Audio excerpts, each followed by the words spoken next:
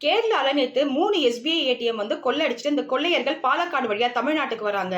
Kerala police தமிழ்நாட்டு போலீஸ்க்கு information குடுத்துடுறாங்க. இந்த மாரி கிரீட்டா கார்ல தான் வராங்கன்னு சொல்லி. சோ அந்த செக் போஸ்ட் எல்லாமே தமிழ்நாடு போலீஸ் வந்து ரொம்ப உஷாரா எல்லா கிரீட்டா கார்லயும் செக் பண்றாங்க. ஆஃப்டர் 1 ஹவர் என்ன தெரியுதுன்னா, அவங்க வந்து கண்டெய்னர் லாரில தான் வராங்கன்னு தெரிஞ்ச உடனே எல்லா கண்டெய்னர் லாரியும் ஸ்டாப் பண்ணி செக் பண்றாங்க. ஒரு கண்டெய்னர் லாரி மட்டும் ரொம்ப ஃபாஸ்டா வருது.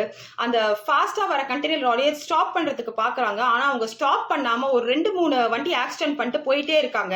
சோ நம்ம தமிழ்நாடு போலீஸும் பொதுமக்களும் சேர்ந்து அவங்களை சேஸ் பண்றாங்க.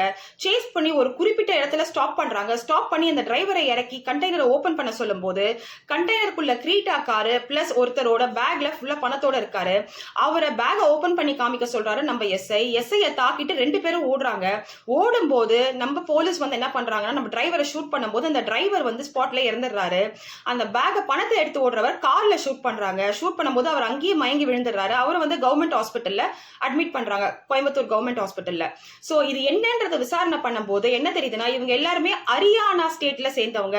ராஜஸ்தான், ஹரியானால ஏற்கனவே இந்த கும்பல் இருக்காங்க, ஏடிஎம் கொள்ளையர் கும்பல் இருக்காங்கன்றது தெரிய வருது.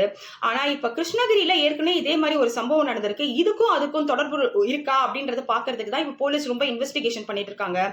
கேரளா போலீஸ்க்கும் இன்ஃபர்மேஷன் கொடுத்திருக்காங்க. அவங்களும் வந்து இந்த இன்வெஸ்டிகேஷன்ல பாத்துட்டு இருக்காங்க. என்ன நடக்குது இங்க, ஏற்கனவே எத்தனை ஏடிஎம்ல கொள்ளை அடிச்சிருக்காங்க, இவங்க எவ்வளவு காசு வச்சிருக்காங்க, இது எல்லாமே பாக்குறாங்க.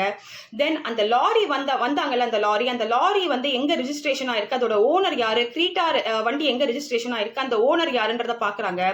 இந்த கொள்ளையில 7 பேர் இருக்காங்க. அந்த 7 பேரோட பேரு எல்லாம் கரெக்டா இன்வெஸ்டிகேட் பண்ணிட்டு தான் பத்திரிகையாளர்களுக்கு நாங்க தருவோம் அப்படின்னு சொல்லி அவங்க போலீஸ் வந்து கொஞ்சம்